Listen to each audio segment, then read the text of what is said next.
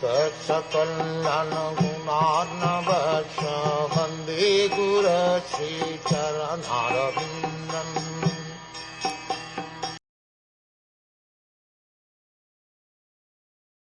O my Lord, persons who smell the aroma of your lotus feet, carried by the air of Vedic sound through the holes of the ears, accept your devotional service. For them you are never separated from the lotus of their hearts. For the pure devotee of the Lord there is nothing beyond the lotus feet of the Lord, and the Lord knows that such devotees do not wish anything more than that. The word "tu" specifically establishes this fact. The Lord also does not wish to be separated from the lotus hearts of those pure devotees. That is the transcendental relationship between the pure devotees and the personality of Godhead. Because the Lord does not wish to separate himself from the hearts of such pure devotees, it is understood that they are specifically dearer than the impersonalists.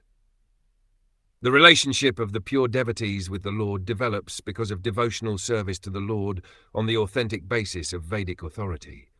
Such pure devotees are not mundane sentimentalists, but are factually realists because their activities are supported by the Vedic authorities who have given oral reception to the facts mentioned in the Vedic literatures.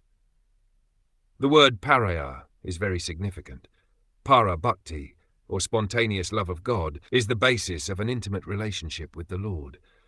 This highest stage of relationship with the Lord can be attained simply by hearing about him, his name, form, quality, etc., from authentic sources like Bhagavad Gita and Srimad Bhagwatam, recited by pure, unalloyed devotees of the Lord.